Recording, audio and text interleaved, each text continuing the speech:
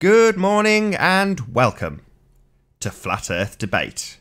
I'm your host, Nathan Oakley, and if you are new to this channel, or one of the 50% of the people watching this video that are not subscribed already, be sure to subscribe and hit the bell notification icon to keep up to date with the Flat Earth Debate.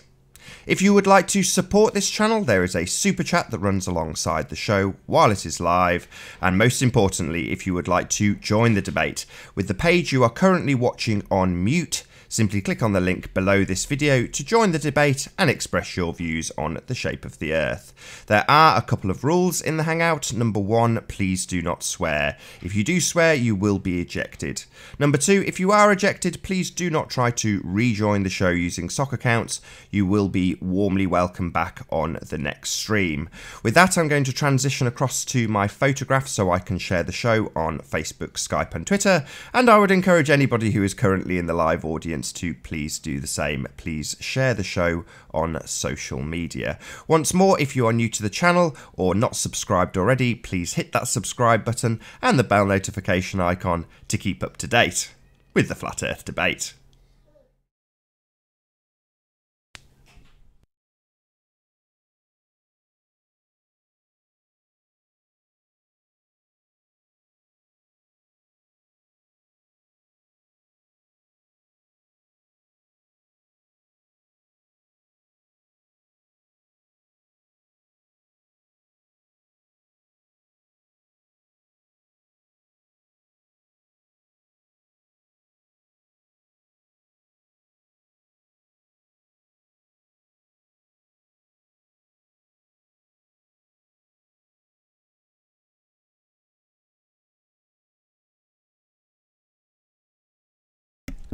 Good morning to the Rig, who says, yo Nathan, yo to you too, Rig.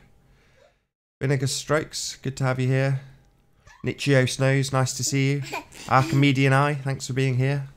I will come back and do a few more shout outs once I've shared the show, which I'm going to do now. Please share the show if you're in the live stream.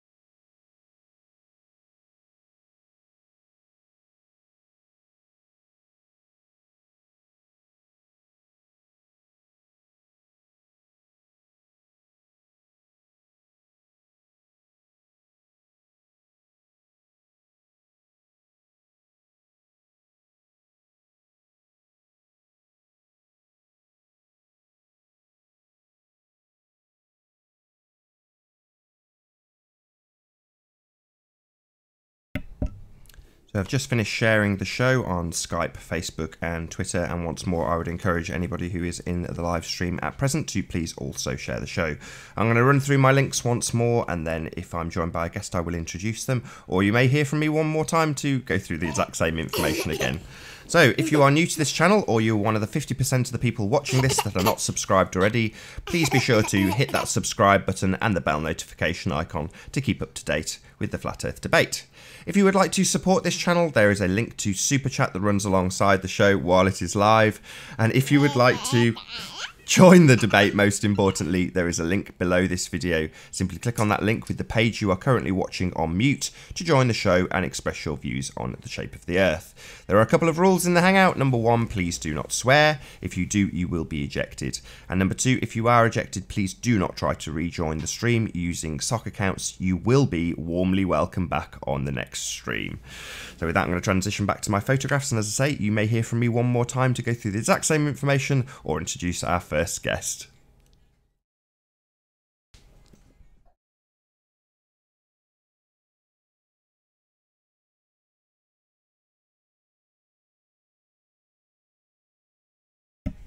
Bill G, nice to see you. Joven Trendmaker, thanks for being in our chat. Very pleased to have you here. Also was WOZ. Says not morning, bedtime with a big smiley face. Have a good sleep, was. Thanks for coming.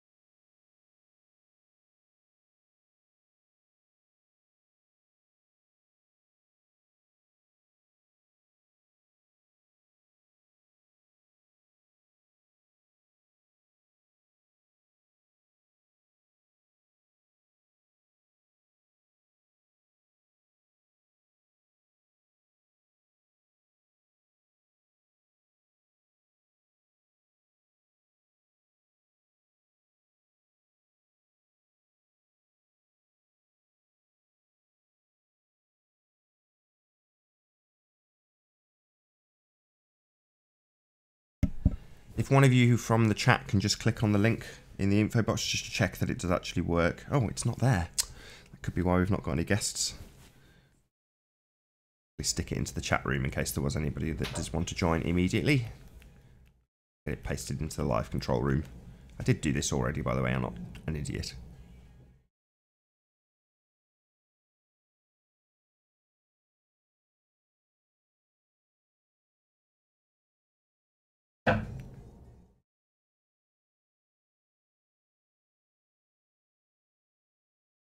Yeah, it's there in the live chat room, but it's not on the actual Hangout on my iPad.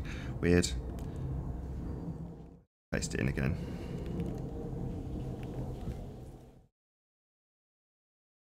All changes are being saved. All changes have been saved. Let's have a look, see if it's there.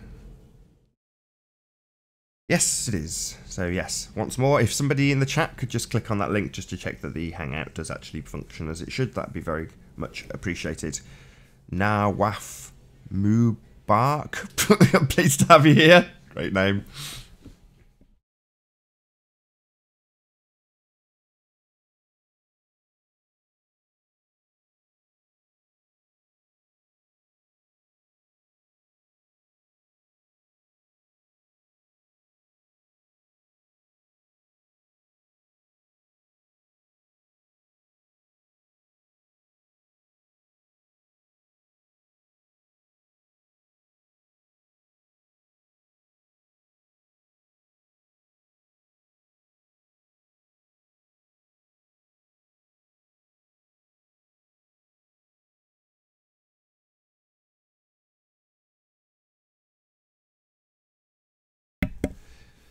Good morning from the UK, Everett Anderson. Good to have you here.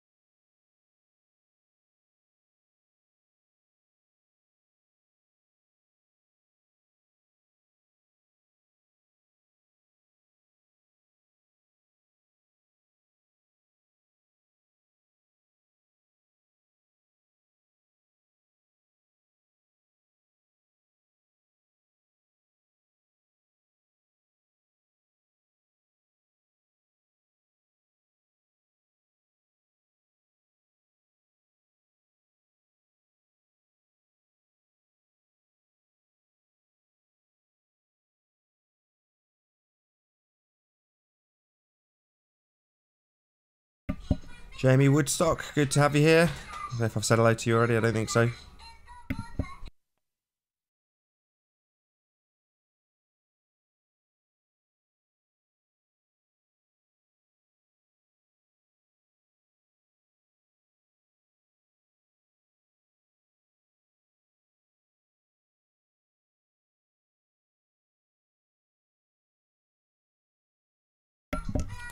Mercury Messenger 7 says, how is Flat Earth even a thing in this day and age? 23 space agencies and they all lie. Yes, absolutely correct. They are all telling you the Earth is a sphere.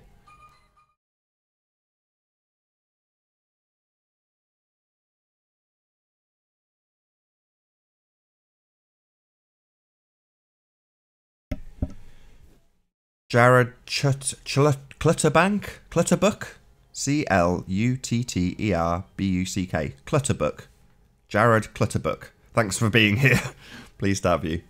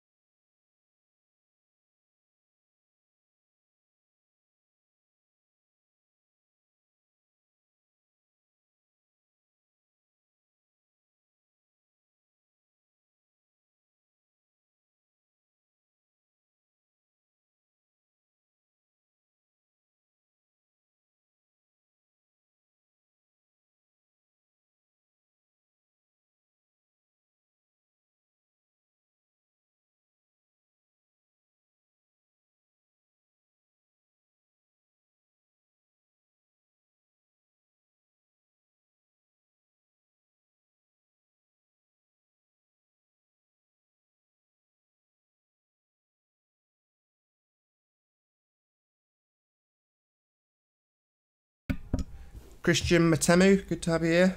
Pleased to see you.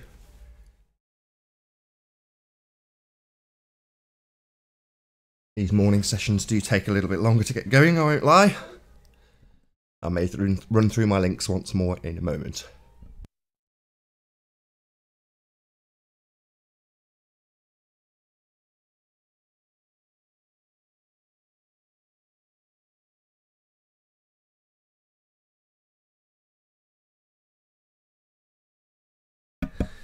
Maybe I won't be running through my links. We've been joined by our first guest.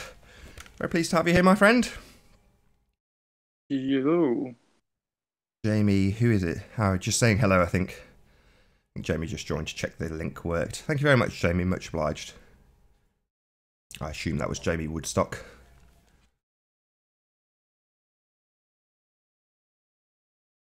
Well, at least I know the Hangout works.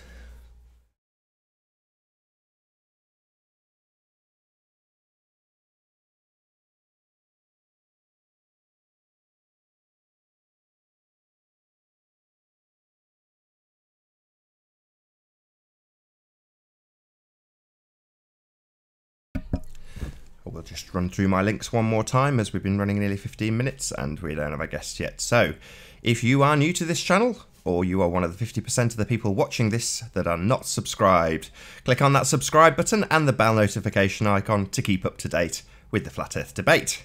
If you would like to support this channel, there is a link to Super Chat that runs alongside the show while it is live. And most importantly, if you would like to join the debate as Jamie just did, but to express your views on the shape of the Earth, simply click on the link below this video with the page you are currently watching on mute.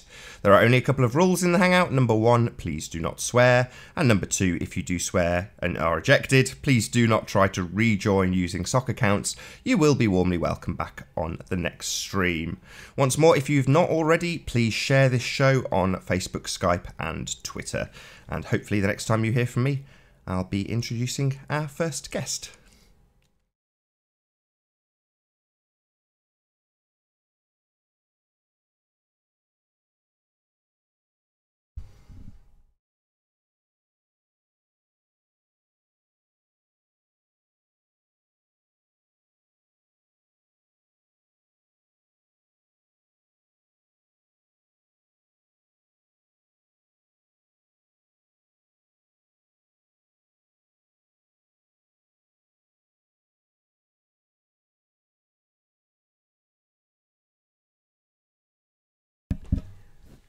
Mercury Messenger 7 says, anyone can book a cruise on an Antarctic cruise line to Antarctica during the Antarctic summer. Oh heck, you can even apply for a job in Antarctica for 6 months out of the year.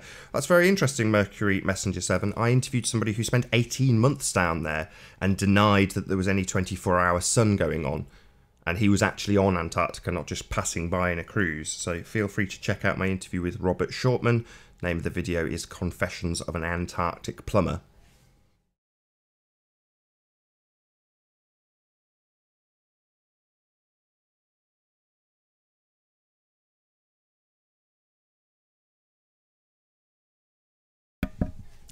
Jamie Woodstock says, can't get on at the moment, Nathan, we'll try soon. Was it you who just joined a second ago? Were you just checking the link worked, Jamie? I assume it was you. But thank you very much either way. Hopefully I will see you later.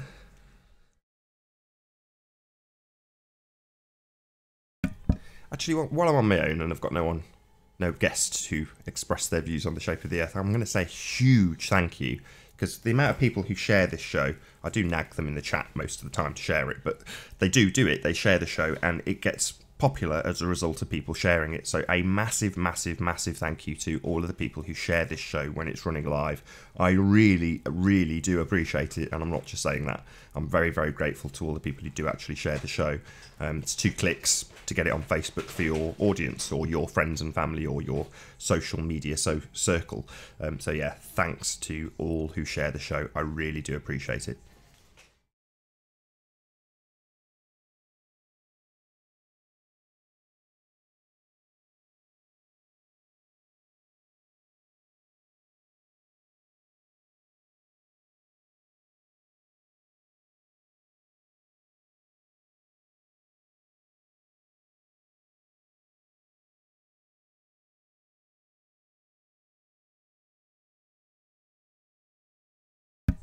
So one of the questions in the chat is, why so early? Well, it's 11 AM here, which isn't particularly early for me, but it's kind of at the opposite end of the scale for people on the other side of the plane. You know, there's going to be people who are into the 11 PM one, and there's going to be people who are into the 11 AM one. It's as simple as that. Typically, after 49 of these streams, the evening one is more popular. I'm not going to lie. But it's easy. You know, I'm sat with my kid now. I've just fed her breakfast. She's nice and calm. I can sit here like I would be anyway doing this show. The morning one, that is. The evening one, not so much. But certainly this show is dead easy for me to do. Yes, there's obviously a lot of work once guests arrive, but to get it up and running and chat to you guys in the chat is easy. So why not? Thus it means that people in Oz or wherever else is currently under the sun can join the hangout without having to be up at 3 in the morning. Jervin says, Nathan keeps it G. I've no idea what keeping it G means.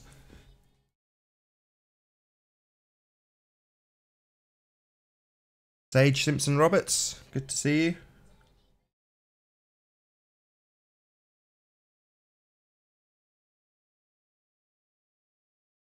Exactly, so Sage Simpson Roberts says, this is way better time here. It's 10:15 p.m. instead of 4:35 a.m. Exactly. You do get very different types of guests on the different shows. Sometimes you don't, but on the whole, it's a different group of people. Comedian I, did I say hello to you? I think I did already.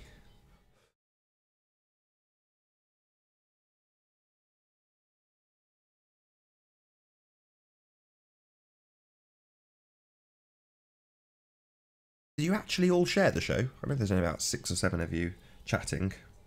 40 people watching. Yeah, you must have done.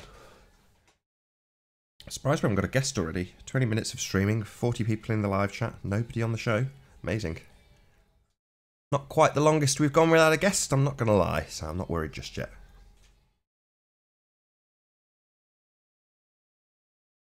Oh, gangster. Nathan keeps it gangster. Hardly. I'm definitely not a gangster. Although we did meet the wife of a gangster at the Leamington Spa meetup. Marilyn Wisby, author of Gangster's Mole. He definitely was affiliated with gangsters.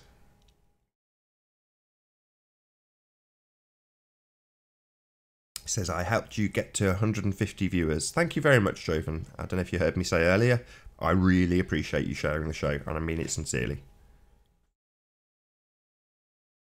Hello to John Watson. Good to have you here, John. So ballers are staying away.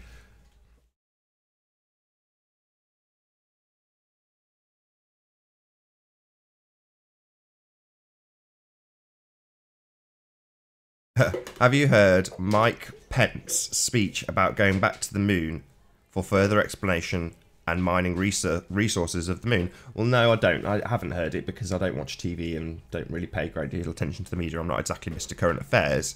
However, they've been saying that for years. You know, it's the equivalent of them saying about Mars. You know, they've been finding they've been finding water on Mars. You know, ever since I can remember watching stuff on TV. And they just forget about the last time they found it and find it again for all the kids who are watching this time around. Men have never been to the moon. It's nonsense. All filmed on a set. As far as I'm concerned, they're never going there. Fep, good to see you.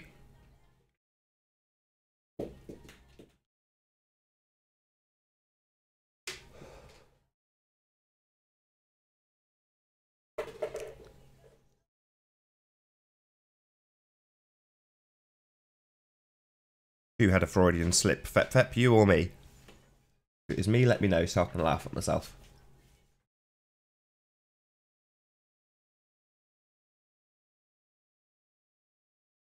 Exactly. We were discussing this the other day, the potatoes, if you want to call us that. So every few weeks they come out with a new mission, then it's conveniently forgotten. Correct. Exactly that. So the most recent one, which may or may get discussed, I'm pretty sure that Elon Musk, at the end of 2016, claimed that he would have a day tripper or something like that going out to space in 2017. Well, here we are, 5th of December. No sign. Completely forgotten about. Hello, Elon Musk, where's our day trips? I will get told about them in 2018, ready for 2019, of course.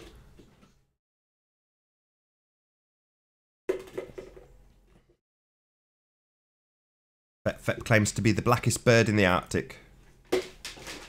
See, he's got like a minstrel type penguin. It looks like a blacked up penguin.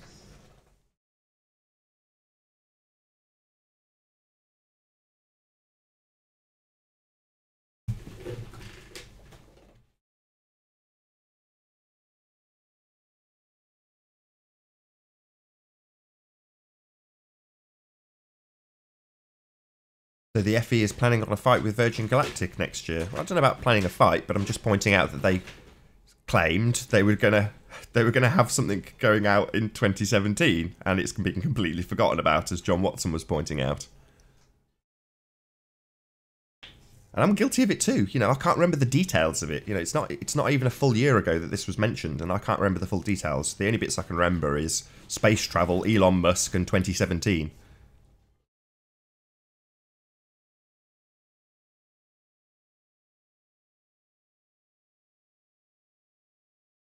Time does really fly, Joven. Exactly. Jamie Woodstock says, Richard Branson did it. And that was completely forgotten. Correct. They just recycle it. Most people lose interest in space by the time they get into their, into their 20s, maybe even sooner. So they're not paying attention to it. So for the non-NASA fanboys, they go out, they get themselves a job. They've been watching, for me, it was Richard Branson, And you think, yeah, that'll come eventually. Hello to Fanny Lancer. Hello to fake Tim Osman. Pleased to have you both here.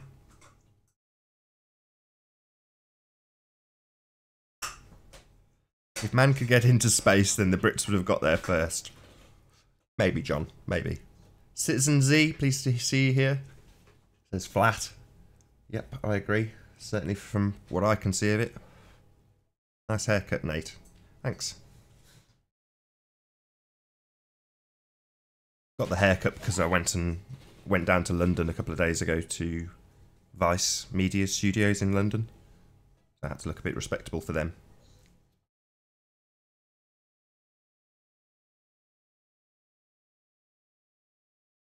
Fanny Lancer says, yeah, because the Brits travel everywhere trying to make shit theirs. Steve Anthony, good to have you. Steve Anthony, who is not a flat earther, says, it looks flat. Steve Anthony knows both sides of the arguments. He does know that it does indeed look flat to both sides of the argument, and beyond that we have to take the word of space agencies. Chess, pleased to see you.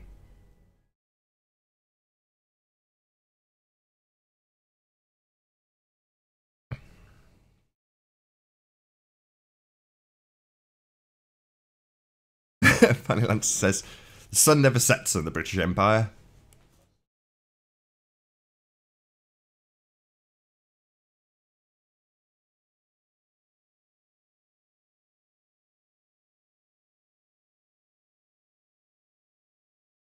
Chess was first, just so you all know. Of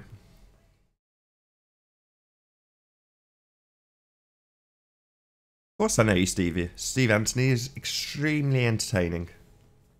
Love having you on the panel, my friend.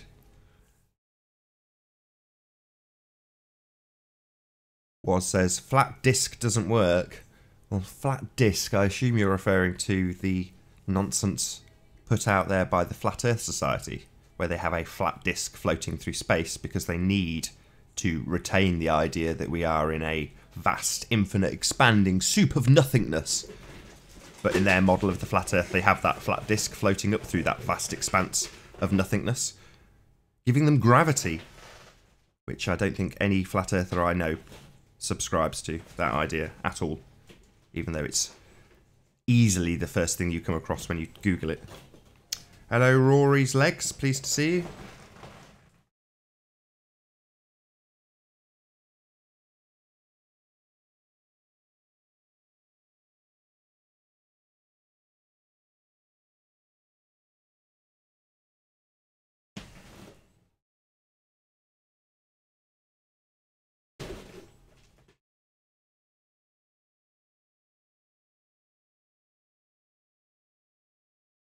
Infinite Sloppy Second Society says hello, Nathan. Some great troll names today. Do you find that one funny too, my love?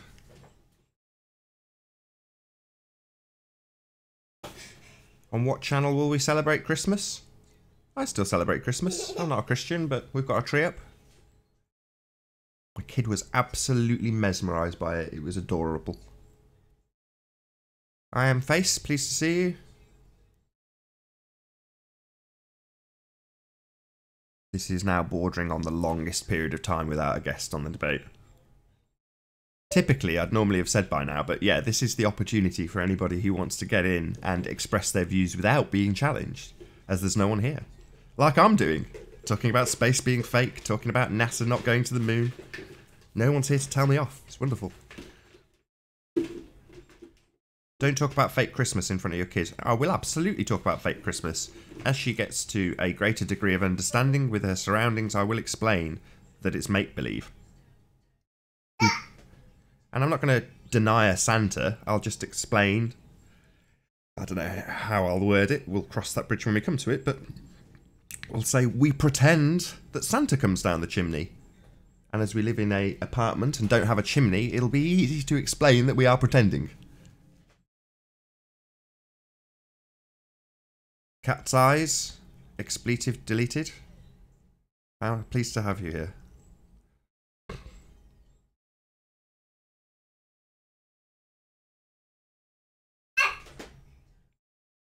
Frank Black asks, why do white people smell of mayonnaise?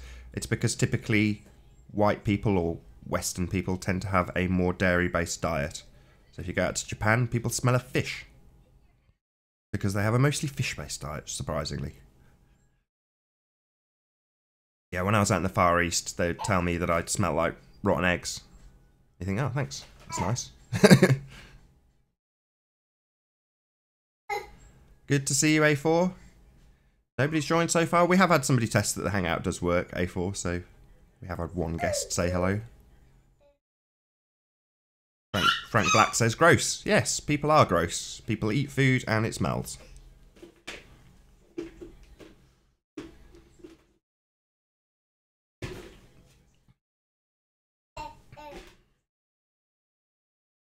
I Am Face says, mayo is dairy. Yes, yes, I Am Face. Mayo is definitely dairy.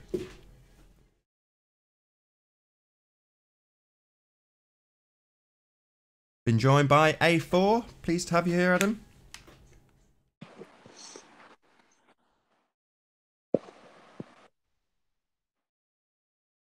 Howdy, Nathan.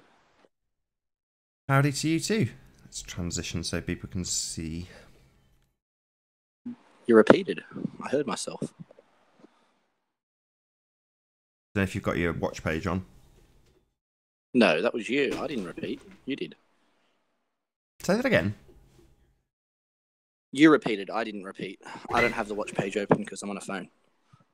Oh, I see. Yeah, when both mics are open, you might get a tiny bit of feedback from my speaker, but there's a gate on it, so after about a second of me shutting up, you shouldn't get it anymore. All good, brother. All good. I heard you saying something about you're going to tell your child at a young age that Santa Claus doesn't exist. Not that he doesn't exist, but that it's pretend. That is pretend. Yeah. Are you going to try and explain the story and where it actually come from? Like Probably when she's even more older, when she's sort of 6 or 7, maybe, yes. Okay. I seen a video on Facebook earlier today about some, I'm not too sure what it is, if it was a religious person or not. It was an old man, and he went into a shopping centre where they have them Santa Clauses that people go up to and take photos with and whatnot. And the guy was going up to the children that were lining up to go sit on Santa's lap, and he was telling them that Santa doesn't, like, that's not the real Santa and Santa doesn't exist and whatnot. Do you believe in that? Do you believe in other people going around telling other people's children?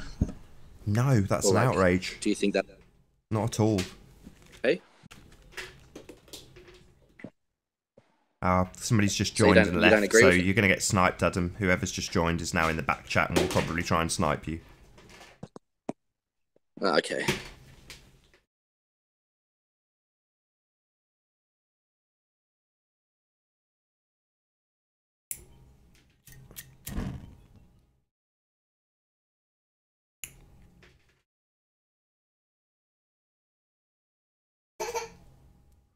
I think Adam may have been sniped already. Yep, what a shock.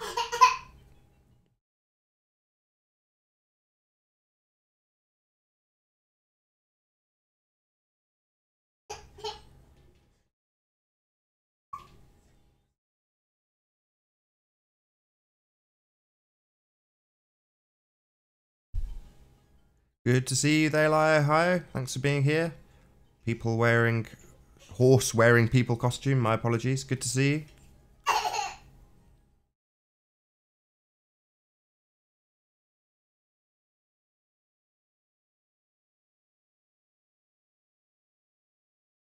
No, A4 is not unsnipeable. Normally it'd just be... It might have been in the back chat quicker, but I don't think he was anticipating coming in and immediately having somebody come in and try and snipe him out.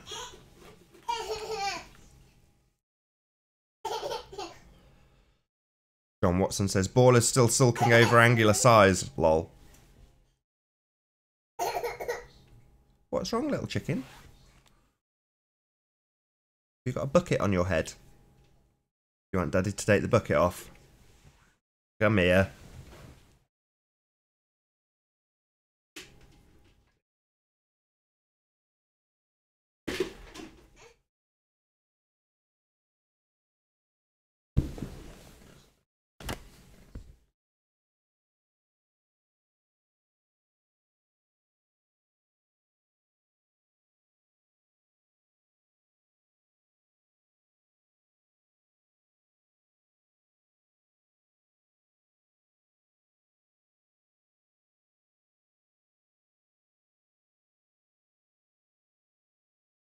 Raven says, who sniped you? Was it PMars? I get a bit tired of people blaming PMars for everything. I've got to be honest. PMars is not responsible for everything. And as much as I hate to say this, hi Auntie Smetty, good to see you. As much as I hate to say this, the same applies to Tim Osman. You know, they do get themselves a, yes, it was nice chatting to you, A4. Sorry you got sniped. Whoever's there is now in the back chat, so this may be 2 hours of just me getting sniped with every single guest that comes in, but so be it. If that's our show, that's our show. Yeah, same goes for Tim Osman, the one with the double S, not the Z. He's not responsible for sniping absolutely every hangout. He's not responsible for every single porn bombing. And this is coming from me, who has been porn bombed by Tim Osman. But that's not to say that he's guilty of every single time someone gets porn bombed. Simple fact that he confessed to the time that he porn bombed me is enough for me to think that he does it because he wants people to know he's doing it. So why would he do it anonymously? But there we go. People just say, well, he's admitted to doing some porn bombing, therefore he's responsible for all porn bombing. It's like, no. What a load of rubbish. Same goes for P. Mars. He said, after having a dispute with Anthony Riley, right, I'm going to snipe every single one of your hangouts because I kicked him for swearing. And as I say at the beginning of all these shows, you will be welcome back on the next show. Please don't pull the Christmas tree over. Don't pull the Christmas tree over. You know you're doing something naughty, don't you? Yes, you do.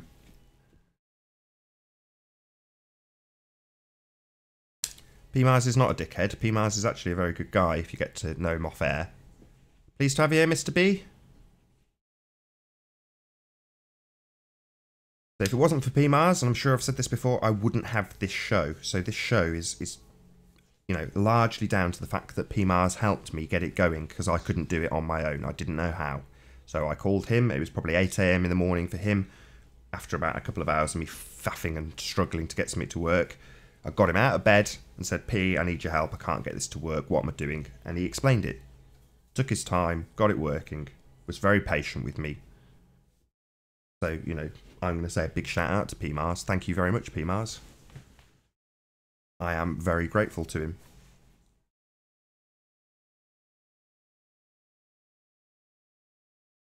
Problem is we're dealing with people's personas, not their personalities. So in some instances, people will try and keep their persona relatively close to their personality. Oh dear.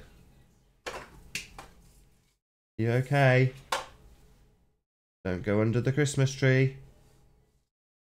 But yeah, persona and personality are different things, and unfortunately P. Mars's online persona isn't the best. You know, he's not a great guy when he's talking online.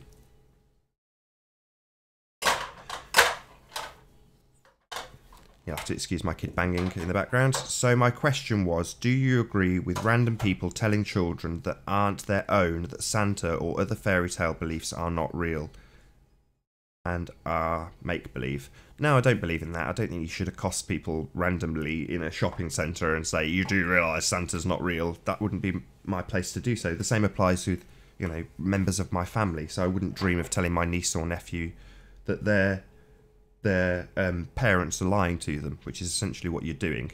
That's not my place to do so. But with my kid, you know, we're still going to explain what Santa Claus isn't. You know, he isn't a genuinely fat guy coming down the chimney. But like when you play any fantasy game with a kid, you explain to them that it's not real. We pretend this teddy bear is talking to you. The teddy bear isn't actually real. Frank Black says, you're a terrible parent, Nathan Oakley. Not at all. Spent all afternoon yesterday putting Christmas decorations up. My kid absolutely loved it, so she's not going to be deprived of any of Christmas. She's still getting Christmas presents.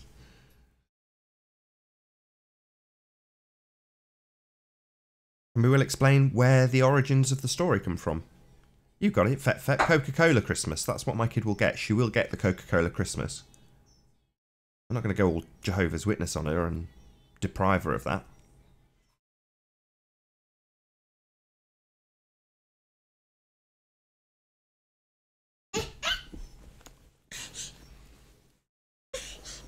Ninja Man, pleased to see you.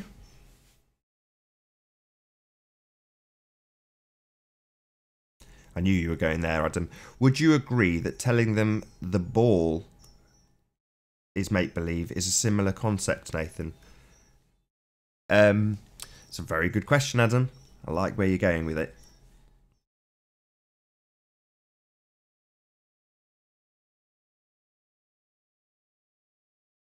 I think telling people that the ball is fake is very similar to telling, you know, an 8 or 9-year-old child that Santa Claus is fake. Essentially, that instead of their parents, it's Big Daddy government that's been lying to them.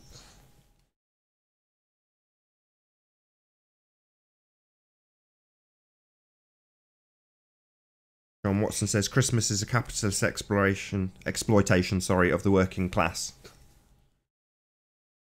Yeah, I used to know loads of people, not anymore, but I used to know people that would go into huge sums of debt that just didn't have the money for Christmas, and they weren't earning enough to be spending thousands of pounds. Parents would go into debt to get them, and then after Christmas, you'd have the parents extremely depressed because the kids have got their presents, they've got bored with them within about...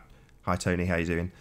Got bored with them within about, I don't know, an hour of playing with them, and the parents are still stuck with huge levels of debt. Hi Ron Burgundy, good to see you.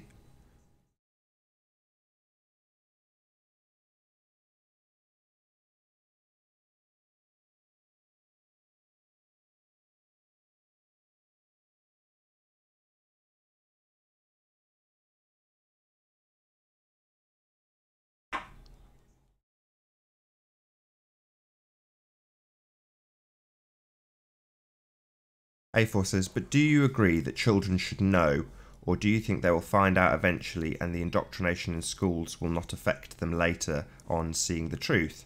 Well, I just don't want to lie to my kid. That's my feelings on this particular subject. I can see obviously where you're going with this and the relation between the massive deception of the heliocentric system.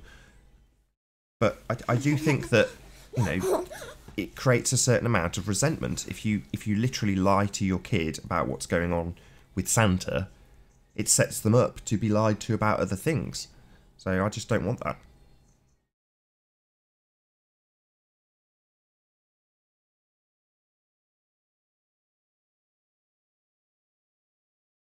Do you have sound?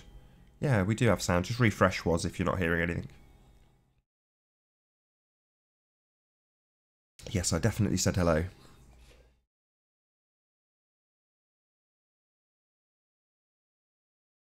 Anti-Semite? The firmament isn't fake. You say so? We live in a simulation and things can change and you're left with this vague memory of something being the way it was and not anymore.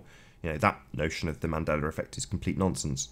The fact that the media literally change things on a daily basis and people don't notice and then remember the old way it was is standard practice in the media. But it's not some amazing simulated effect that we are experiencing. That's just not the case. C-3PO's leg was always a different colour to his other leg. He had a gold and a silver leg. That was always the case.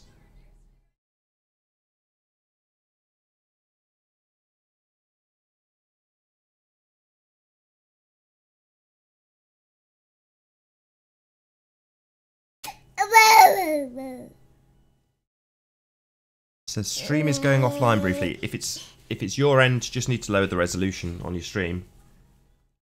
Ow! What are you doing? Don't force that into my face.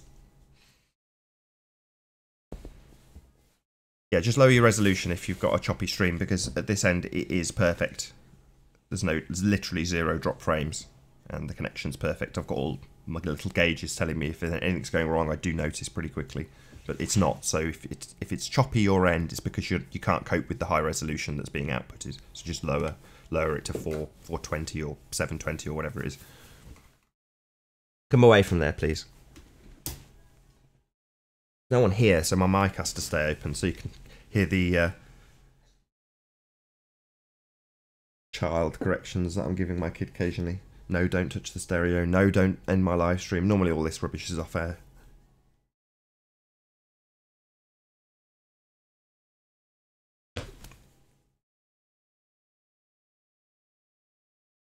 Stream is dropping. This would be a good time to tell you, Nathan. It's you, not me. Okay, well, as you've said it twice, I'll check on the iPad.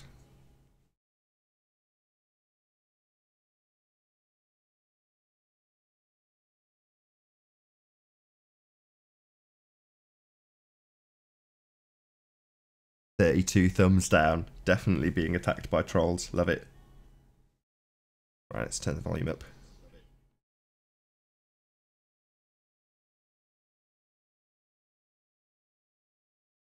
Stream is perfect.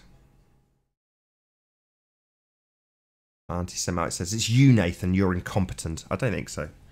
I think I know what I'm doing. Nearly 50 shows in. I'm pretty sure I've got it down by now. It's not fair. It's not fair than I got... That, I think it means... Yeah, it's not fair that I got sniped. No, it's not fair.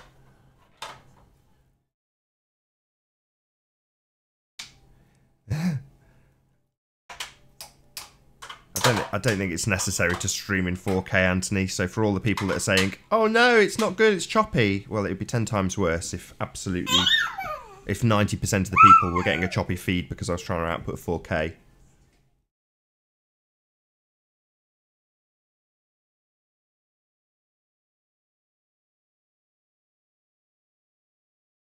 If all the streams have been choppy, then they'd be choppy on the replays. They're not. And I've just checked the live feed on my iPad. It is perfect. It is your end.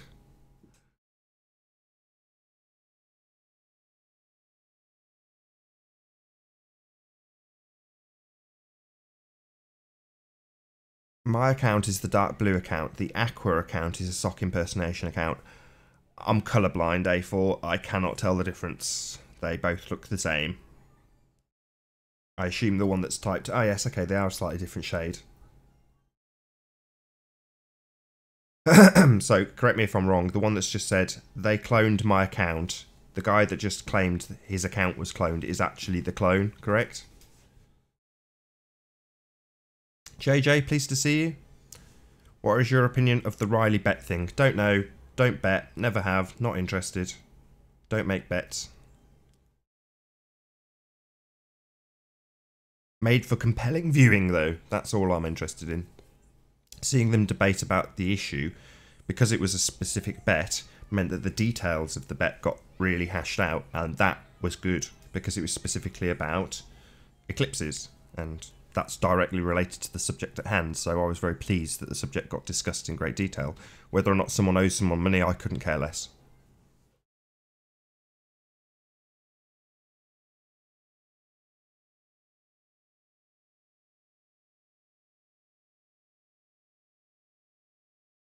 Because I'm ignoring Joven and the other trolls. They're impersonating me. Yep. Maybe you could jump back on your other account and snipe the guy who's in the back chat with that black page. As it stands, it looks like nobody wants to get sniped. It's not like you're actually going to get shot in the head. Run him over at least 4 or 5 times. What are you talking about, Fanny? Sounds scary.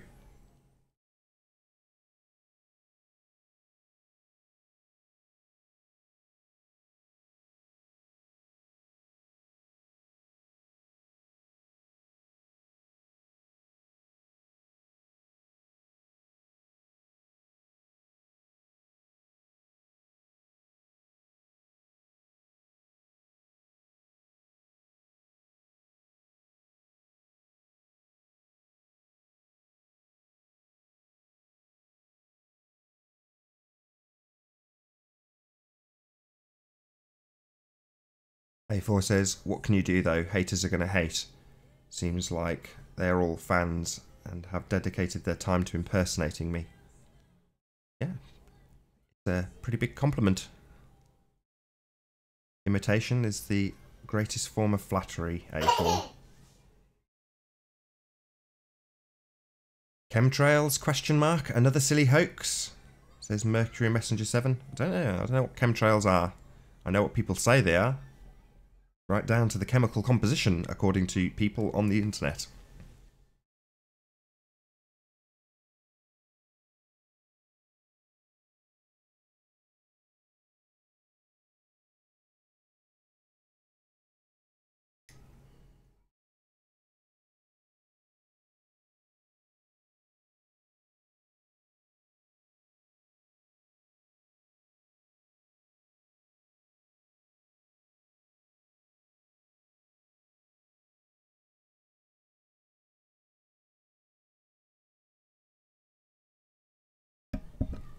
I'm not going to lie, I'm really quite pleased that there's like 55 odd people watching me talk to the chat.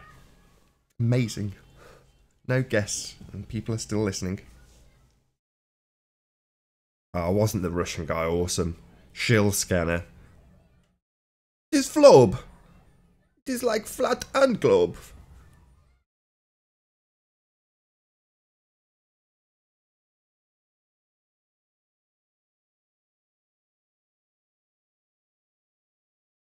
Yeah, I think you're probably right, A4. I think the guy impersonating you is Joven.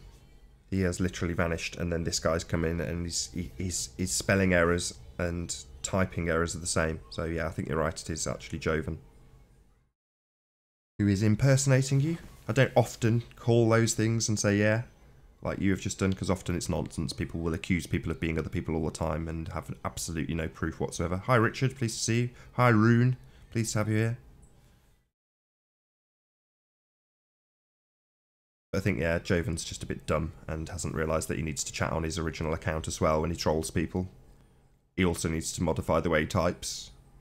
But yeah, too dumb to realise.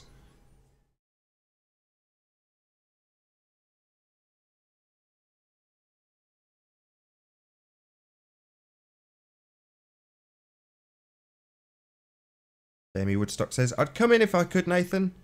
Someone get in there. God damn, I'm doing alright.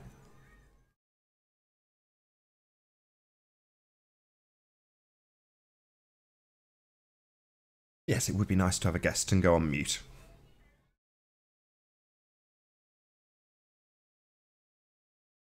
You're being very respectful, Mercury 7. You don't have to feel that by being a contrarian to my point of view that you're in any way disrespectful. You're not being.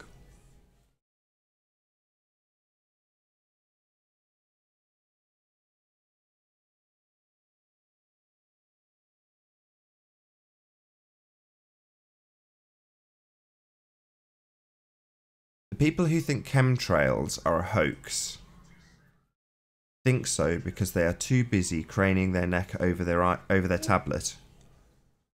I don't really know what you mean. I think you're saying that the bit that confuses me there, Lurker the Hermit, or Lurker Hermit, is where you say the people who think that they are a hoax. I don't really know what you mean. They're obviously not a hoax. They're up in the sky. You can see him literally making them. So I don't really know what you mean. People don't look up. Oh, I see what you mean. So the people who deny that chemtrails are there aren't looking at them. Yeah, I completely agree, because they are obviously there.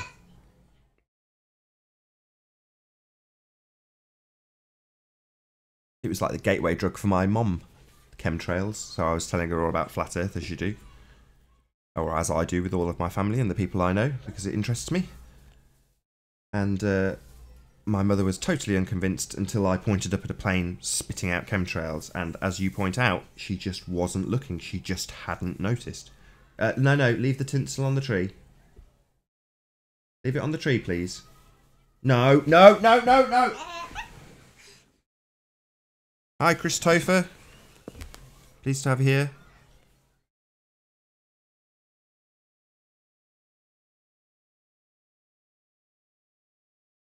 Ron Burgundy only likes people who agree with him. I don't know. I've not had any massive disagreements with Ron.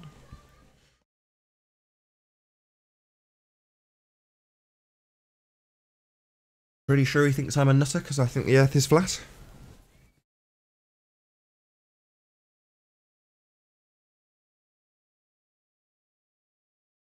Coming up on an hour. Should really do a proper link, shouldn't I? Hopefully we'll actually get a guest if I do a link. Let's do that now.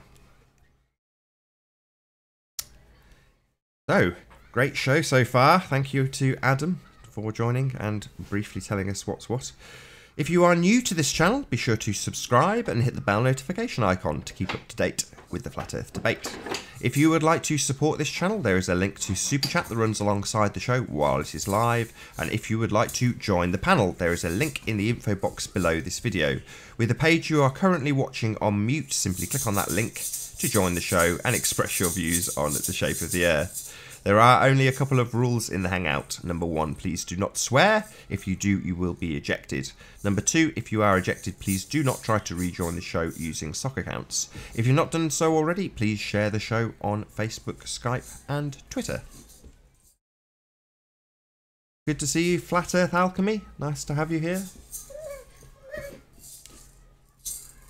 Nice to see you, Terry.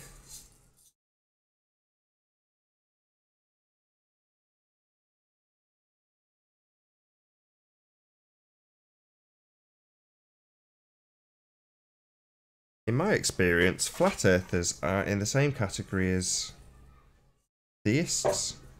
They have their mindset and there is nothing to change, nothing going to make them see sense.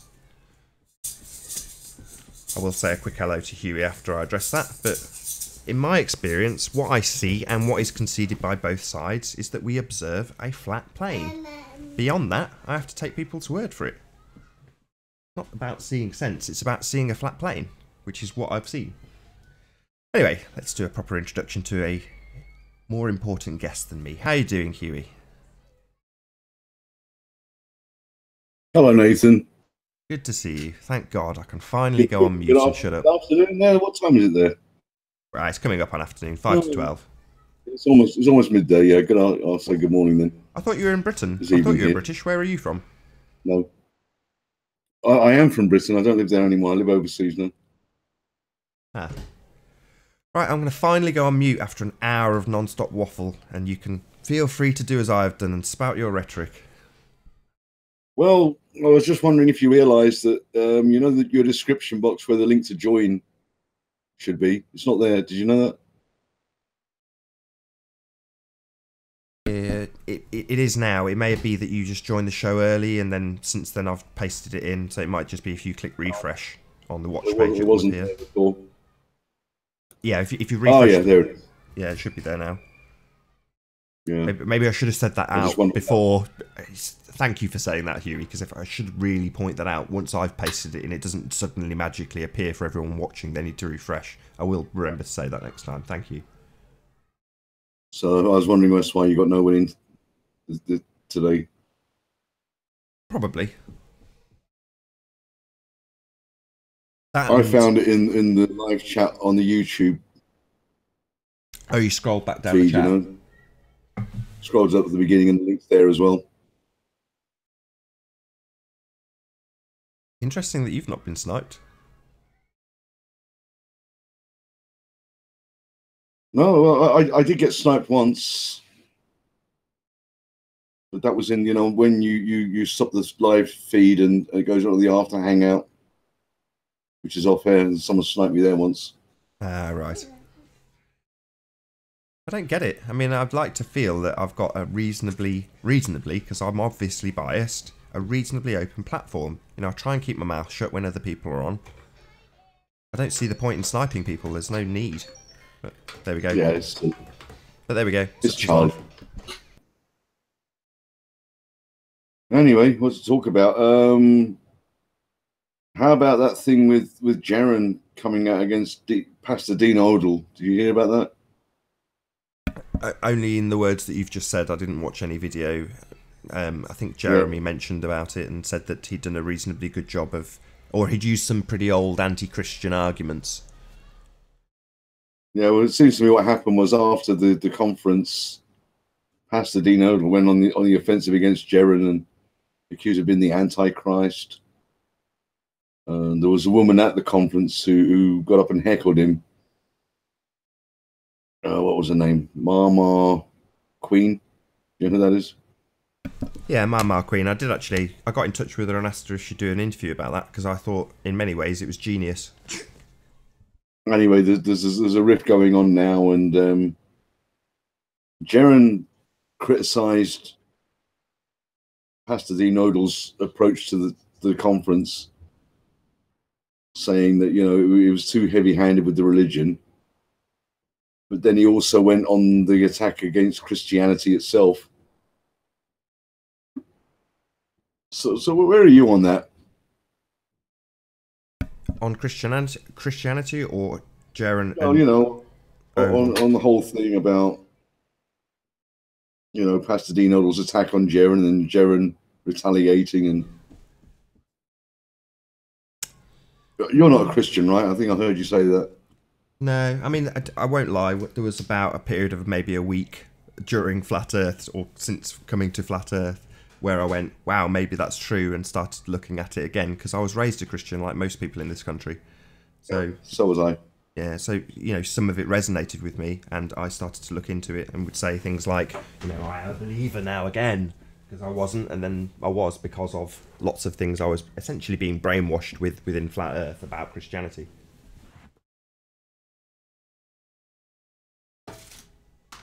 It just seems to me a rather destructive influence on the Flat Earth community, because it's going to cause a rift, right? You're going to have the Christian Flat Earthers and the non-Christian Flat Earthers. There'll be a divide, right?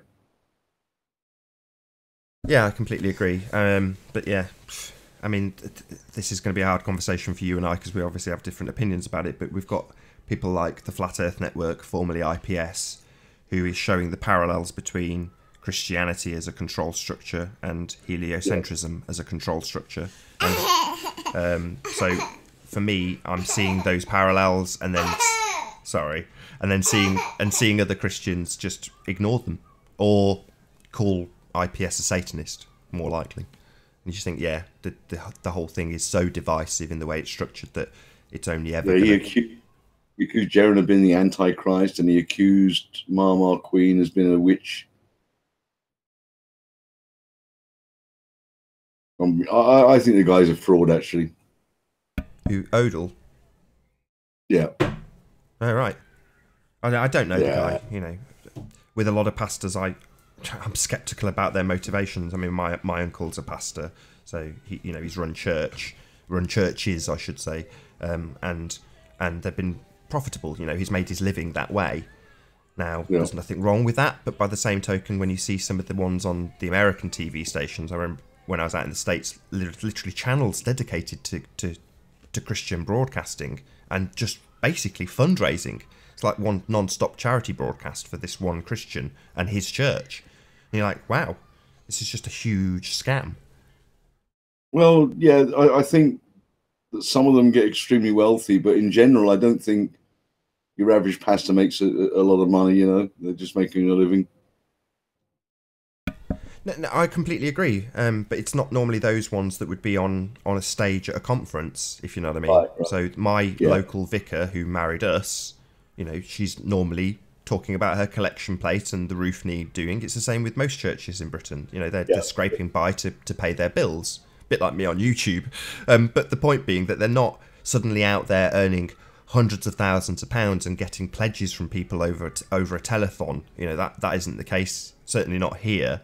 I mean, there are a couple of evangelical churches in Britain that are a little bit like that, but on the whole, it's not like an enterprise. Churches just aren't like that here, but in the States they are.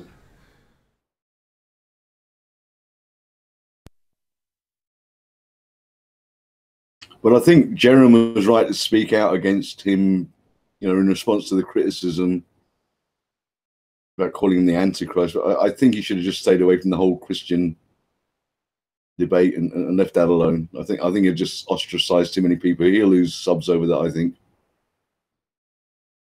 Maybe. Jaron's already gone through that mill, though, so at least 18 months, probably even more, probably like 2 years ago, he explained his position on Christianity, non-believer, and the reasons why. And I think at the time, when he was probably closer to 20,000 rather than 100,000 subs, yeah, it did have a detrimental effect on his viewership.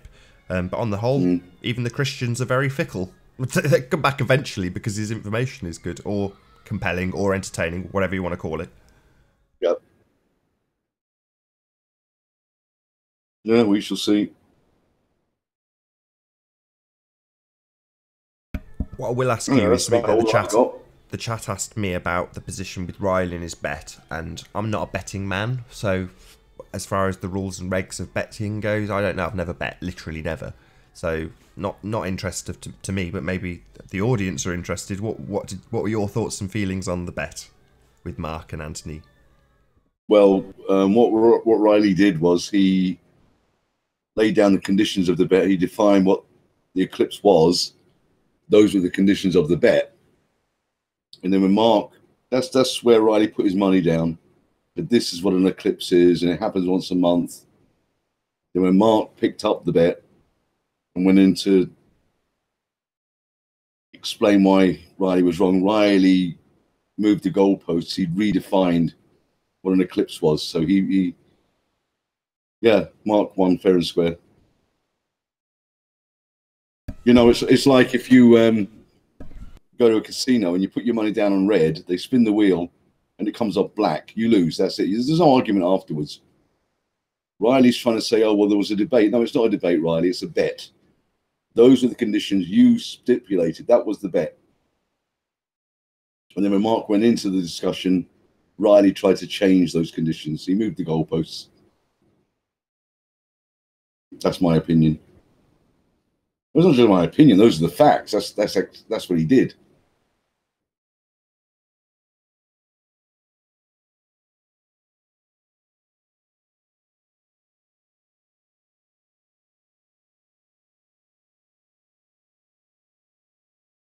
You got any thoughts on that, Nathan? Yeah, I mean, I've listened to it over and over and over again, and if I just listen to Anthony Riley's explanation in isolation, I agree with him. However, as you point out, when Mark came on yesterday and just played out black and white what the bet was, it's in that moment that the bet is formed. Yes. Those are the conditions, those are the terms. Yeah. That's the bet. The only way I could picture it in my mind, and this is not something I've ever done, but if I was to walk up to the desk at a bookie and there's a queue, and in the queue I'm discussing with the guy next to me about the eclipse and how it should work and what should happen, and then I get to the desk and then say the words that were played to me by Mark Taylor yesterday, or played to the audience by Mark Taylor, that is then the definition of the bet. It doesn't matter what's happened in the queue on the way to the desk. It also doesn't matter what happens after you leave the desk. You know what I mean? What Riley's trying to do, he's trying to say, oh, well, there was a debate. Well, no, it's not a debate. It was a bet. Any debate after the bet is irrelevant. That was the bet. And then he tried to change the conditions of the bet afterwards. And it doesn't work like that. You can't do that.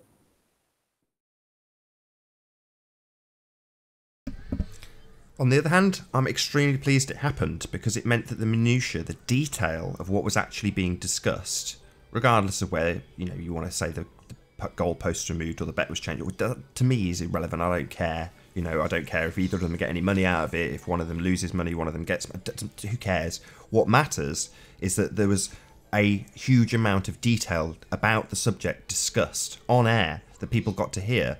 And when there's money involved, people are much more clear about what's what and how it works, and that happened as a result of that bet. So for me, it was a winner. I won. So did the audience. Well, I don't think anyone learned anything from that. I didn't learn anything. Yeah, you're like a lot of people I know in this arena that have got that mindset because you already know it. So to you it's like, so what? I already knew that was the case. Or let's phrase it this way: I knew he was onto a loser anyway. You could phrase it that way, but there's going to be a massive amount of people that are watching this that have no clue, none. They haven't got even the basic understanding of it. I think it's pretty common knowledge that how often eclipses occur and why they occur. It's alignment of three things and yada yada. To propose that they happen once a month, that's just absurd. No one thinks that. Sure, but the details of how it occurs out in space and what's relevant to us on the ground and how that works, and just talking about it makes you really conceptualize it. That's what I mean by that. And again, there are going to be people who just don't know how eclipses work. You're not one of them. True. I'm not one of them. Mark and Anthony, we could debate whether or not they know, but that's a different story.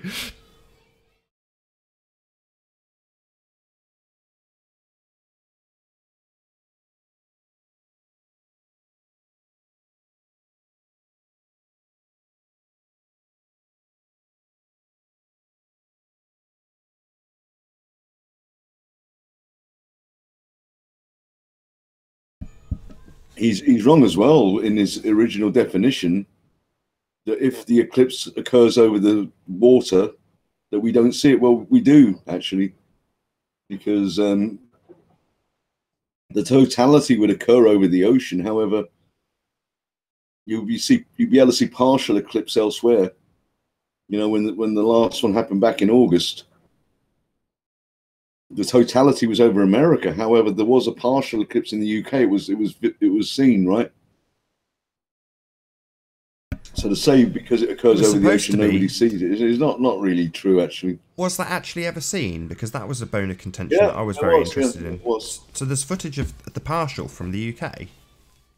Yeah, there is. Wow. Have you got it? It's tiny. It was so insignificant. That was Riley's thing. Oh, there's no big deal in the news about it. You know, when you watch the news, no one's talking about it. Yeah, because it's no big deal. It was just a tiny little nibble taken out of the corner of the sun. That's all it did in the UK. But it was visible. There was a partial eclipse. You could see something. I'd love to see the other thing as well here is that they have what they call eclipse cruises.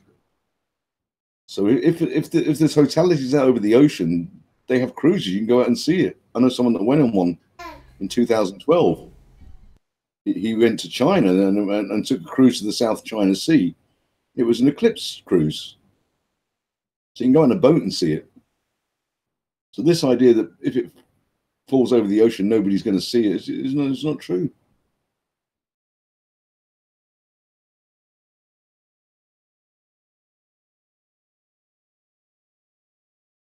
But that was the definition he laid down. That's the thing the money went down on, and that's the bet he has to stand by, which he clearly lost.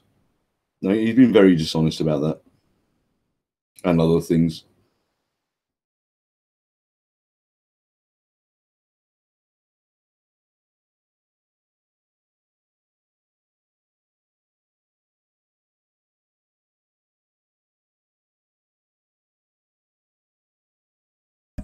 I'll ask my guest that was.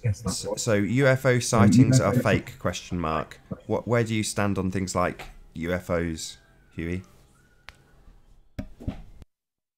When you say UFOs, you mean alien spacecraft visiting the Earth?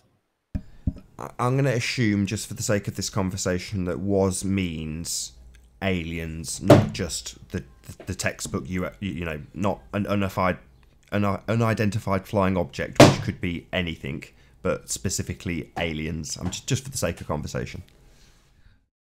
Yeah, never been demonstrated. Okay, how about the certainty in the heliocentric system that you have them, because there are mathematical certainty in that model? It's a model that works. You know, that heliocentric model accounts for every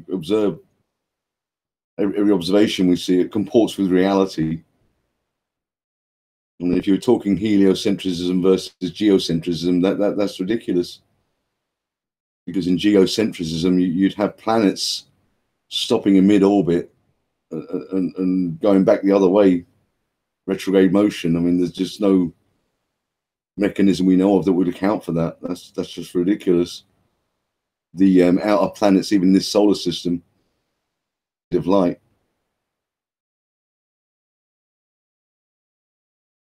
So yeah, this was settled a very long time ago.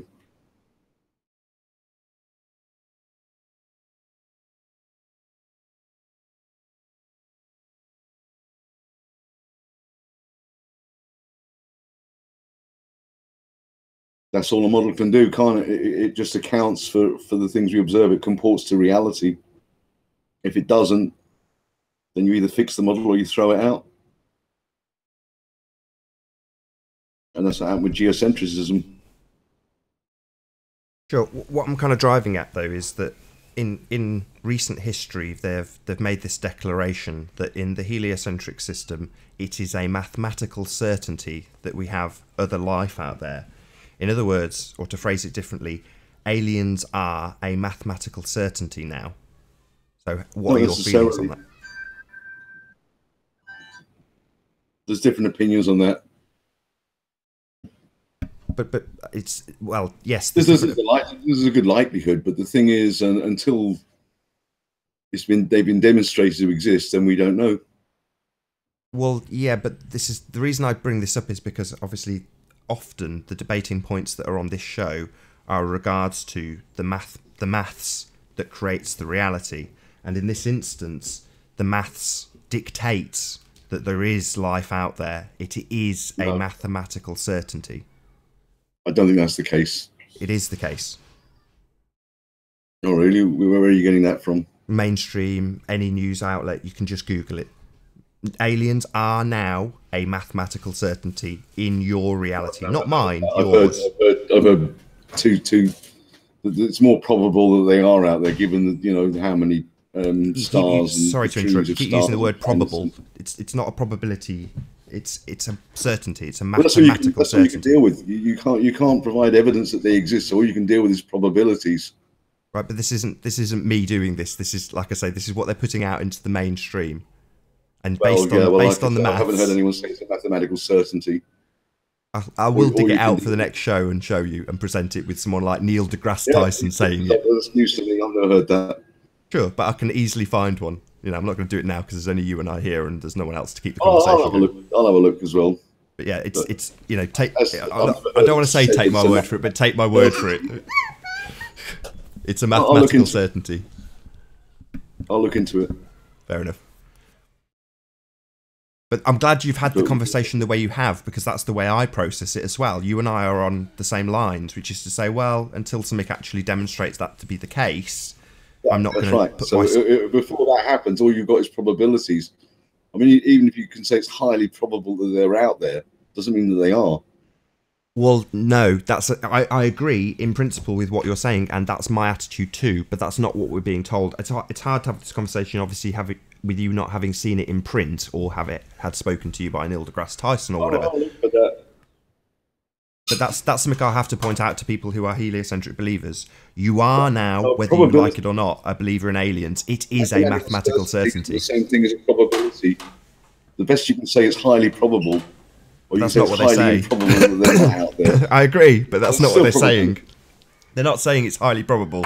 They're saying it's mathematically certain. I haven't heard that. Fair enough. I'll have to look. Fair enough. But, we'll have this conversation again because it's extremely fascinating when you say to somebody like yourself who has the view you do, well, it's maybe probable, but until I see evidence. Unfortunately, it's a bit like other aspects of the heliocentric system which are based upon maths, which is you have to accept them now. That's how the model is. And in terms of aliens, the model dictates it. It is the case in reality. The highly probable things don't happen, highly improbable things do. That's just the way it goes. And given the complexities of the universe and our life, it'd be surprising if that didn't occur from time to time. Yeah, life does find a way, and is bizarre. A mathematical certainty that there's aliens out there. No, I've never heard that. I really haven't. Sorry. Yep. I wouldn't have said it 4 or 5 times, knowing that somebody would completely destroy my credibility. Show me your source for that, because that's something I've never heard. I will do. I'll dig it out I'll dig out a nice soundbite of someone like Bill Nye or Neil deGrasse actually saying it, and I'll play it out on the next show. Yeah, but those guys are just really popularizing science. Maybe they're not the scientists. Those guys aren't at the cutting edge. They're not the ones out there doing the science. They're TV celebs.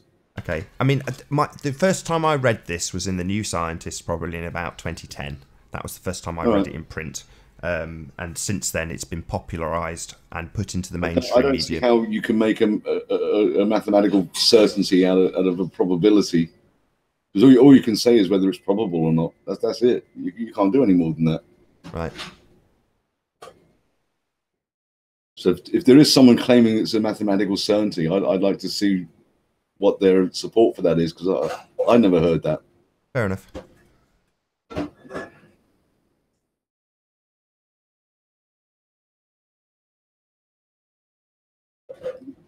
You know, there was a time when, have you heard of the black swan argument? No, that's a new one on me. There was a time when people in Europe didn't believe that black swans existed. They said there's no such thing as a black swan, right?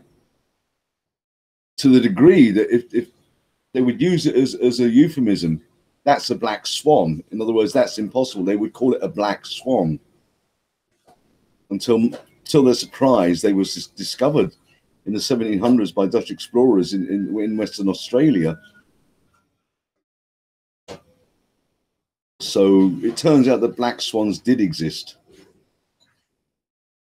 but up until then, it was considered an impossibility, but it wasn't. They really did exist. So before they were discovered, if you said black swans exist, you'd be laughed at. And if you say black swans don't exist, you'd be wrong, because they did. You see the problem? I do. Fascinating.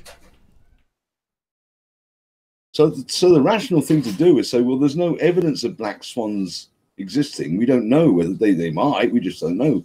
We haven't found any yet. And until somebody provides evidence they do exist, then you can't justify the claim that they do. That's how rationality and critical thinking works.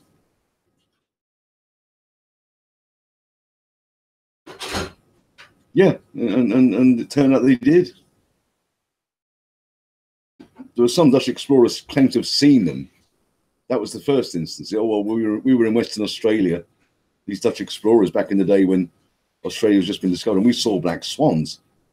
Well, okay, that's a bit anecdotal. Maybe they've been smoking weed on the deck and they thought they saw black swans.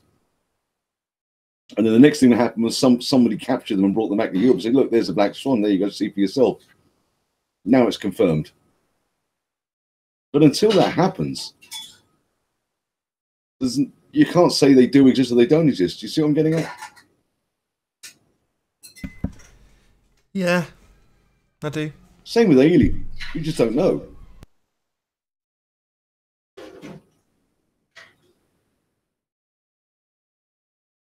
Personally, I think it's highly probable that there may well be intelligent life out there somewhere. But just because it's highly probable doesn't mean that they do. You see, it's also possible that they don't. We just don't know. And so until we have evidence of intelligent life on another planet in another galaxy somewhere, we just don't know. That's the conclusion. We don't know.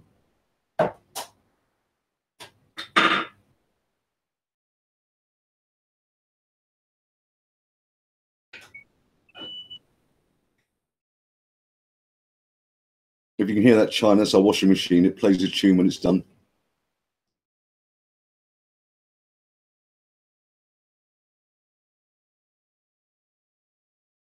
Is there any life in the live chat, Nathan? Is there any life in the live chat? Yeah, it's just my kids being noisy. That's why I've kept myself on mute. That was all. Who's in the live chat? Anyone we know? Yeah, the usual suspects. I'll say a few shout outs to people who I haven't done already. So, Tam Co, pleased to see you. Very pleased to have you here. Curved Water, very pleased to have you here as well. So let's scroll back, see who else is in there. Or maybe not. Oh, Curve, my friend. Come on in, buddy. You can talk to me.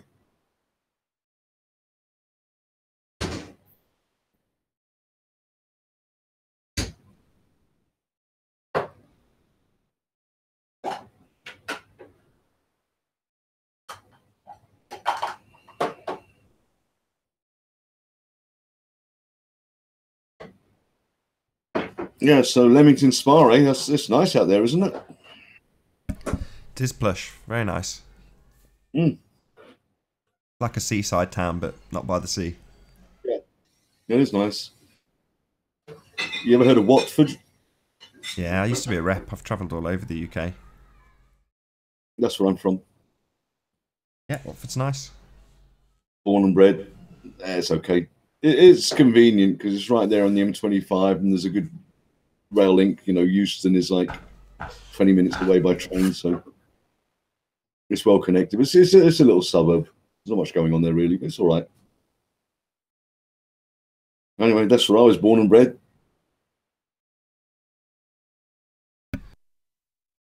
I'm from Birmingham originally. Sorry? Birmingham. Oh, yeah. That's where I was born and raised. In a predominantly Muslim area. So where I was, when I grew up, I was in the minority. Yeah, that's weird, isn't it? So the Chinese, black and white communities were absolutely in the minority. I think the Chinese was the smallest, followed by white, followed by black. So there was more black people in my community than there were white. And but they were only, you know, maybe 10 or 12% of the population in that area. And the rest of it was, you know, 70% Muslim. Been joined by Curved Water. Finally, Here's the man. I can go on mute. Thank God you're here.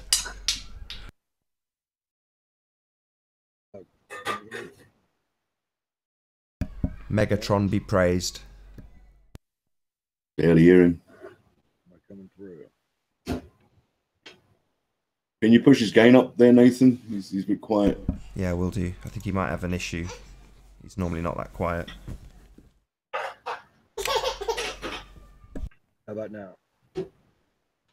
Any better? Yeah, it's still very quiet. I don't want to get too loud. How's that? Yeah, that's better. I've whacked you Alright, up to maximum. cool. That seems okay now. Curved, we can hear you. What's going on, everyone? Yeah, good morning, Curves. Yeah, morning. Bright and early, rise and shine, eh? A little late this morning, but late for what? Has there been other people in the hangout? No, I started watching about 15 minutes ago, maybe is when I first caught it. Looked. We had Adam, but he got immediately sniped out. So the only flat earther that you could potentially argue with has been sniped out. Oh, speaking of Adam, now that I don't have to type it out, I just want to explain very quickly to Adam my point that he's either being intentionally obtuse about, or just trying to deflect, or genuinely doesn't get it. It doesn't matter. Adam, you often whine about people who aren't even flat earthers are here, you know, in the debate, blah, blah, blah, blah, blah. This is a long time thing with you. You always wanted it to be like echo chamber, flat earthers only, and you still whine about it to this day. People who aren't even flat earthers are here, blah, blah, blah. Adam, you are not a flat earther. That is the point. Don't be so hypocritical. You are not a flat earther by your own admission. You don't know the shape, you say. Okay, fine. Don't know it if you choose to not know it. But don't whine about people who aren't even flat earthers. You are not a flat earther. Been joined by Adam. Pleased to have you here. No, that's not Adam. Yeah, That's it is. not Adam. No, Adam. Yeah. All of your sock accounts are named A4. You said. I don't That know I who use this on YouTube. John, I don't know who this That I John use on Smith YouTube. is. We want to go into like You're this type on of YouTube, conversation dude.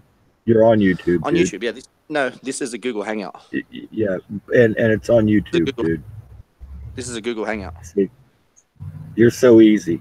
You're so easy This is a Google Hangout because you're so This is- blatantly dishonest. You just say whatever you have to say at the time to try to make yourself, look good. That's it. And I just you come kill on to, yourself all like- the time. talk about what claims you're making at the start. I'm not a flat earther, but I've debated for the flat earth the whole time that I've been here. That makes a lot of sense, Adam. Yeah, I've debated for the flat earth side. So Yeah. like when the discussion is going. So why do you debate for something you don't believe? I believe that I don't know the true shape. Doesn't mean it's right. not So why flat. do you debate for flat Earth, Adam, if you don't even believe it's flat? The flat earthers, because the flat earthers are more open-minded. They're the ones that have woken up to the deceit. So they're on the same trail that I was on until It doesn't matter. Eventually they'll come to a point where they realize that the ball earth isn't proven and neither is the flat earth. So there is no real model for the flat earth. There is no real legitimate model for the ball earth. So it's just hearsay at this present time. So if we're going to be completely honest, Right. I would say that there is, the shape is unknown at this present time. So argue for an unknown shape being the truth. That, Adam, you've already lost this. You are disingenuous. You've already lost this. The best thing you could do is change the topic. What media company do you work for, Adam?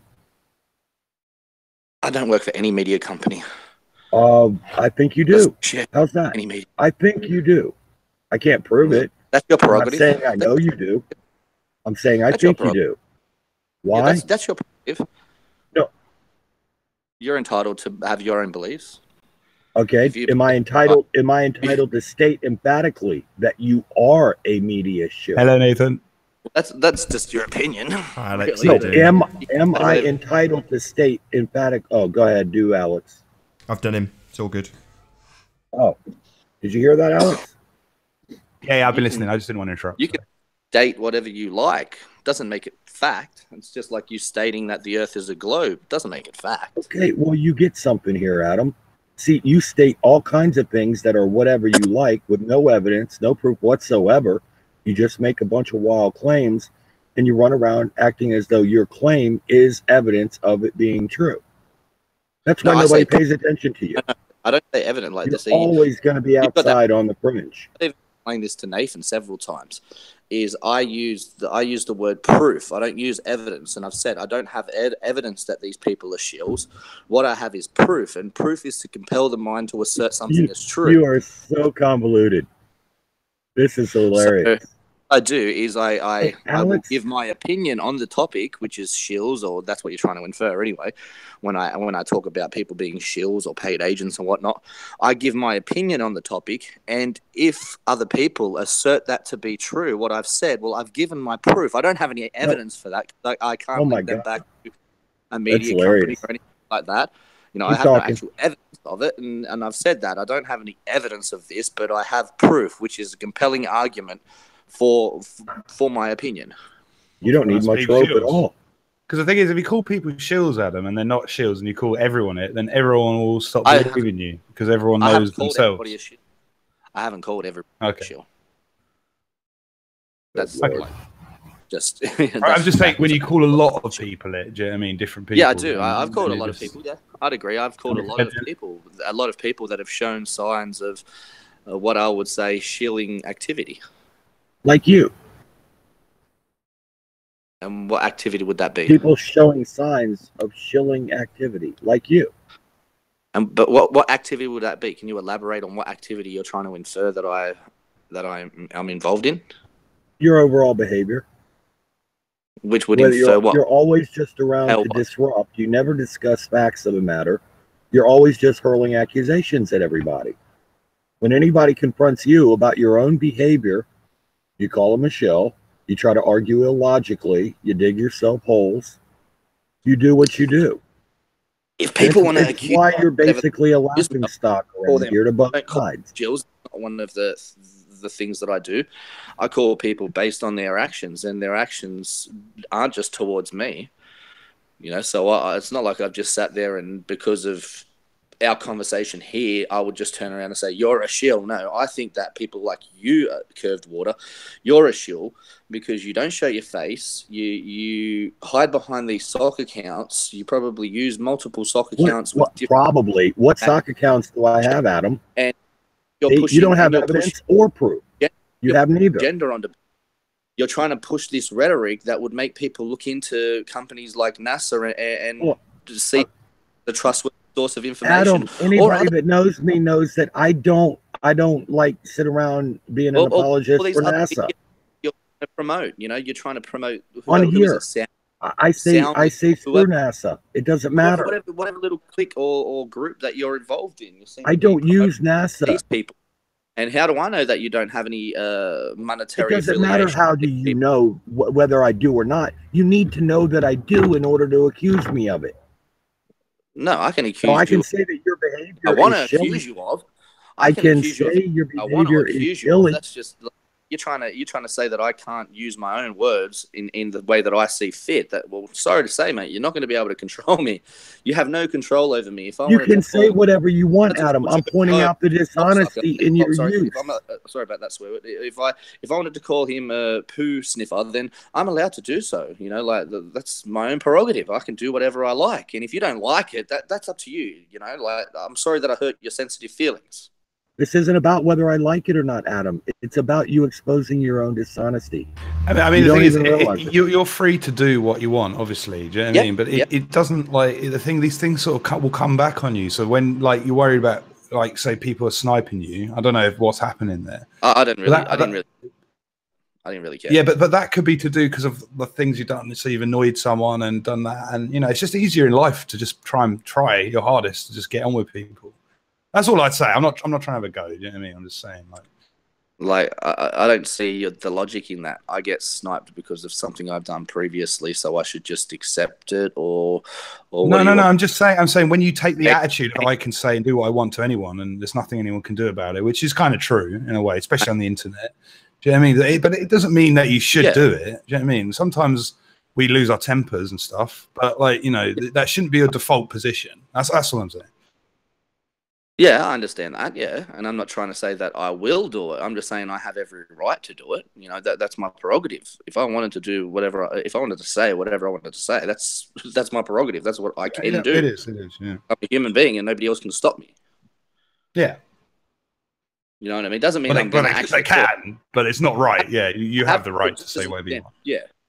Exactly, and just as an example, I haven't called you a shill, Cat Earth. I've heard you come onto these shows and do whatever you want, and you use this thing where you say the Earth is a cat, and I find that funny. I haven't called you a shill or anything like that. You know what I mean? I think that you're interested in the topic, you're interested in flat Earth, you're interested in trying to find out if there's any information within this that may be credible. You know what I mean? That's what I'm interested in. I'm interested in finding out if NASA is completely fraudulent, or if there's just sections of it that are fraudulent, or what it may be. You know what I mean? And then does that entail that the true shape of the Earth has been hidden from us? Right. Yeah. That's what. Or and then Curved Water wants to say that, oh, you're not a flat earther. Well, no, I'm interested in the true shape of the Earth because I don't believe it's a globe. So you're trying to say you don't have to be a flat earther, Adam. But you shouldn't run around whining about people who aren't even flat earthers are in here in the discussion. No, I say that illogical. You argue against yourself all the time. I'll let you go. I say that ball earthers waste a lot of their time coming to shows like this to argue and call people names, and they don't take anything that the other person says seriously or even look into it. They ridicule people instead of trying to take on somebody else has said and look. How are you different from what you just complained about? How are you different from what you just complained about? I can't hear Nathan. I look into the things that people say, whether it be in the chat or on the show. I Google the things, and even if it's a ball earther, if something intriguing they've said sounds legitimate or truthful, then I will look into it and I'll see if it has any validity. Have you looked into evidence versus proof? Yeah, evidence is factual statements, true and false. Proof is to compel the mind to assert something is true. I looked into that a long time. For that. Where are you getting this from? I'm curious. This is the definitions of the words. I'd like to see it. Where would you come up with that? Go to Google. Use of proof? Go write the word in proof and then write definition next to it, and then you'll get, if not the exact statement that I just made, a very similar statement, a compelling argument that would assert the mind to assert to accept something as true. Well, this is what I'm reading. Is true and false statements. So proof. All right, stop. Proof Hey, Adam, I'm gonna read some definitions here and see if I can find what you claim. Proof doesn't have to be true. Proof is a compelling argument that where do you find this? Tells the mind to assert something is true. And that's what a lot of people, a lot of ball earthers have used that shamanery trick. That's what it is. Here you go. This is probably what you're using. Trick. It's saying that's you, Adam. You're using a false statement. You're able to compel the mind to assert it's true. Well, then you're being a shaman. You're using something that's false and then compelling somebody to believe that it's true because you have a compelling argument to support your claims. You're misusing this. Here you go. I think this is probably the one you're going with, and you're leaving out key parts. In Merriam-Webster.com, the dictionary says definition of proof. 1A is the cogency of evidence that compels acceptance by the mind of a truth or a fact. B, the process or an instance of establishing the validity of a statement, especially by derivation from other statements in accordance with principles of reasoning. Now, you have really simplified something that compels the mind to believe it. Okay? No, the cogency of evidence, something you say you don't have by your own admission. You don't have evidence, you have proof. Without evidence, you don't have proof, Adam. I just want to say first hello to Jamie, and then just to add this to the mix, which is the definition of cogency. So cogency is the quality of being clear, logical, and convincing, and then in addition, lucidity. But without evidence, you don't have proof. He says he has no evidence; he has proof. He's backwards. This is simple. I'm not going to argue it anymore. The point's been made. A4 is twisting the definition and shortening it. You can twist it all you like, but you should use it the way he wants to. He says he doesn't have evidence. Intellectual that you are. I'm done talking about this. That something is true. That is proof. A compelling argument that compels. Compelling argument that would. The mind would assert it's true. It doesn't have to have evidence with it. If it's convincing enough, then evidence isn't needed.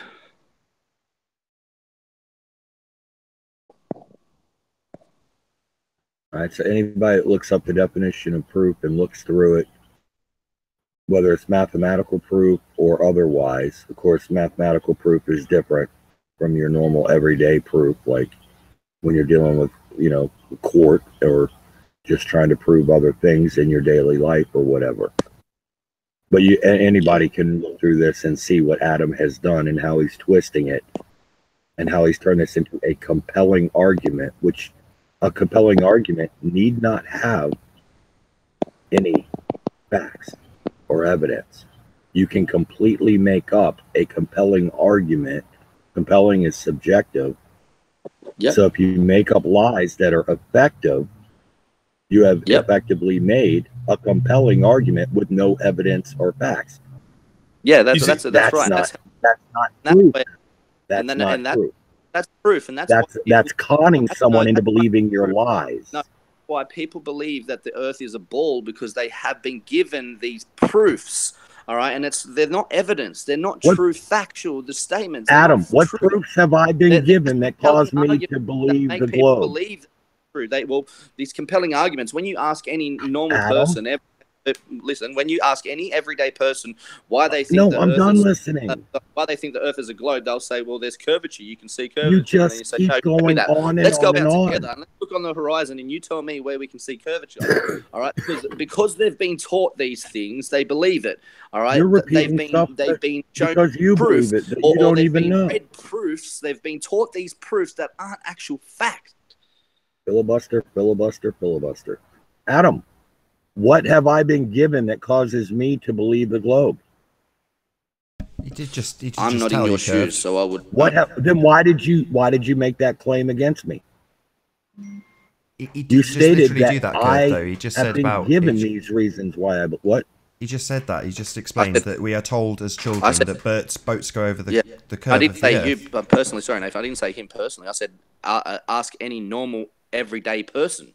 Well, you said All me. right? You're not a normal, everyday person. Normal, everyday people go out you and do 9 to 5 jobs. speaking to me, All right? They and go you do referred to me. labor or whatever No, it may but you be. see, I think as well, Adam. Like, I actually agree with you on that point. Like, I definitely agree with you on that point. That like you ask that everyday person on the street. I think most, like I'd say, like probably like 70. I'm just guessing. Do you know what I mean? A lot of people would probably be. You're right. They don't really know why it's a globe. They just because they've been told, sort of thing. Like and that's why it's easy for people to fall for the flat Earth. But that's where I say the shaman sort of thing you're talking about comes in, is really on these flat Earth videos, because a lot of them, even in Bay especially, so many debunked things that I'm not saying that.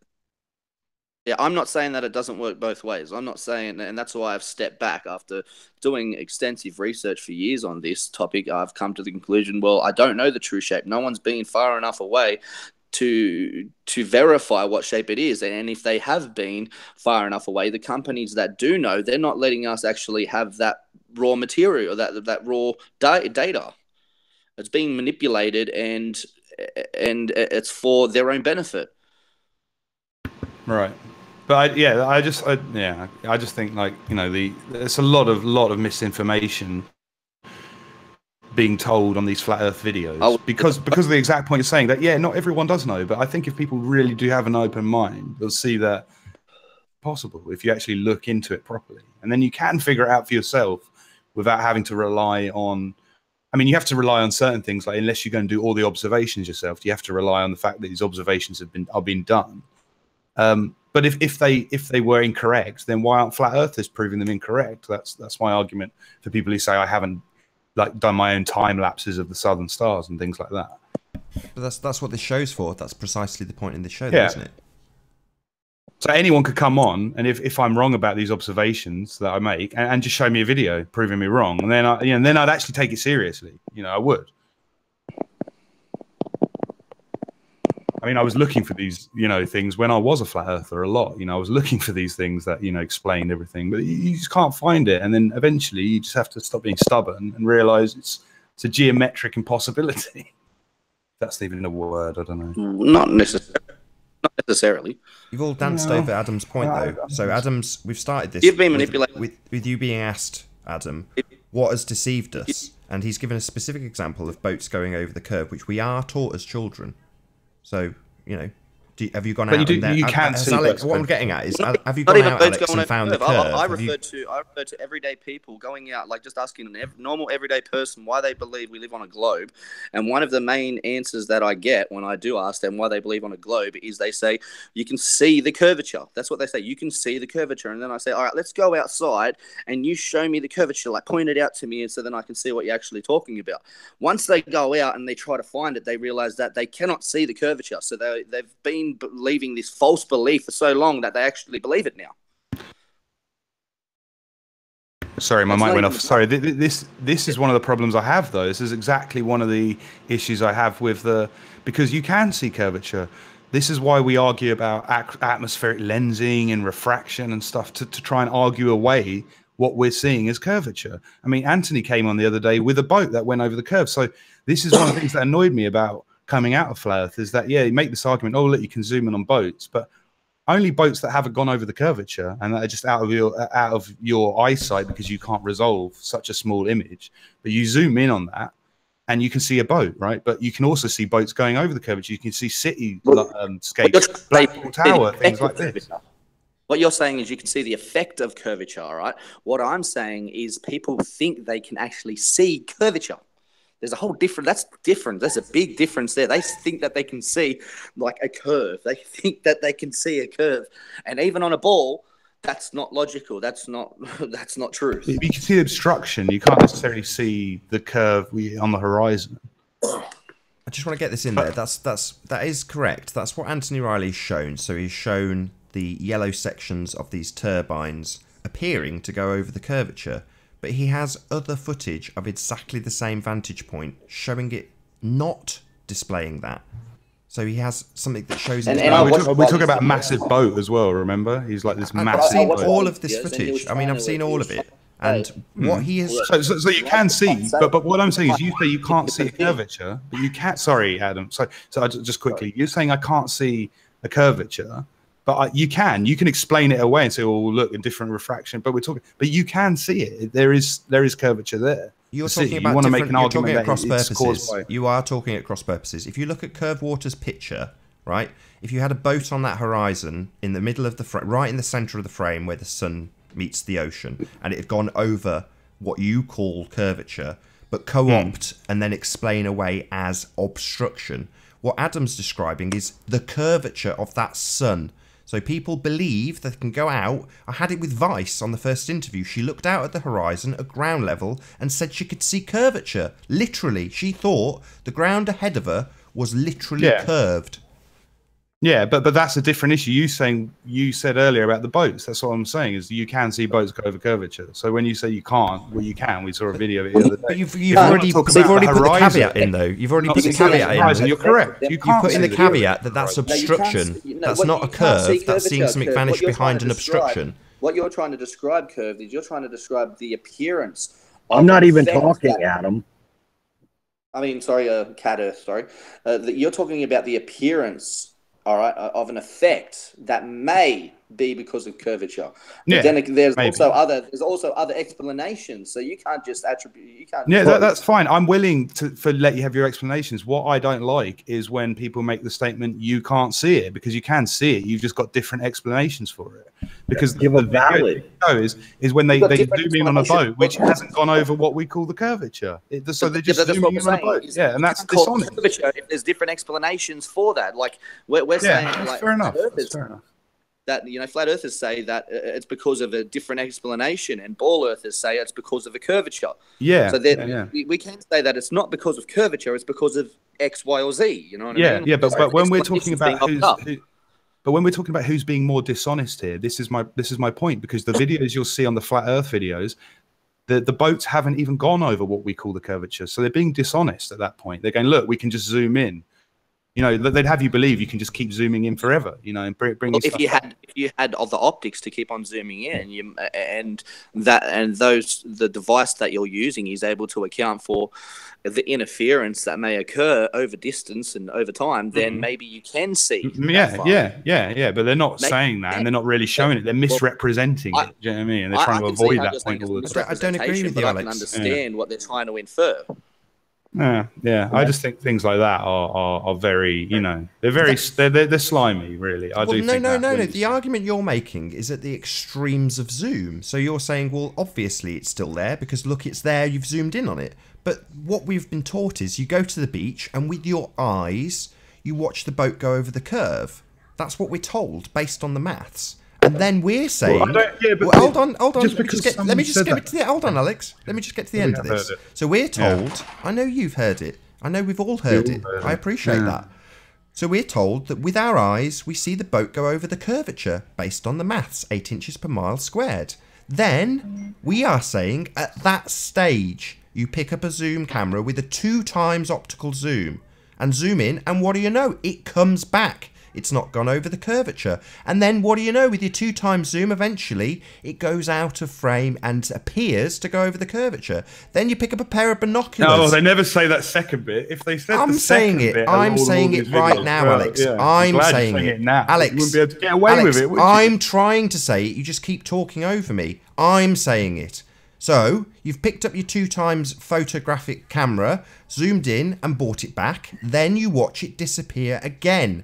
So you pick up a pair of binoculars with a 10x optical zoom, and what do you know? It hasn't gone over the curve. You bring it back in again. That's not true. What, so you're saying you can keep zooming in even though it's gone over curvature? Yes. It hasn't gone over. But at some point. Hold on, Alex. You've asked a question. Now let me answer it. Yes, you can keep zooming in until it reaches the point that it goes beyond atmospheric interference. Atmospheric, but that's the argument, isn't it, Nathan? Because that's where the actual curvature is. That's so the curvature doesn't match. That's where the actual obstruction. So you're saying the curvature doesn't match what we've been taught. You can't prove that because that's what the maths and everything says. So you're misrepresenting where we're saying the actual obstruction is. 8 No, that's where inches the per dishonesty mile comes on the squared. side. You're saying that's where things start disappearing. Yeah, and an interesting point, if you've done these observations, Nathan, is that you'll notice that when the object shrinks out of your view so that you can't see it, it doesn't shrink from the bottom up, does it? You know, it's always shrinking, and you can bring it back, and it's shrinking. It's only when it gets to the obstruction that this magical bottom up appears. Because you say atmospheric conditions, it's obviously just going over the curvature. Because the optics you're using they're not calibrated to deal with that type of interference. But if we're talking about perspective, right? Everything should be just like traveling up all the time. You're talking about using optics now. You're talking about using a device that was made by humans that hasn't been it doesn't have the magnification. Yeah, well, it's not able to account for the interference from in that distance. Why are they able to bring back the top but not the bottom? And the bottom never comes back into view when you zoom in. Only the visible portion. Because of the interference. Interference There's less by. interference the higher something is. The higher something is above the say water, the less interference there would be. The lower, like the lower portion would be. Beg your pardon? Well, with your eyes. You're not using your eyes, are you? You're using optics. What are you talking about? The optics with your eyes? Can we see the evidence of what you're claiming occurs?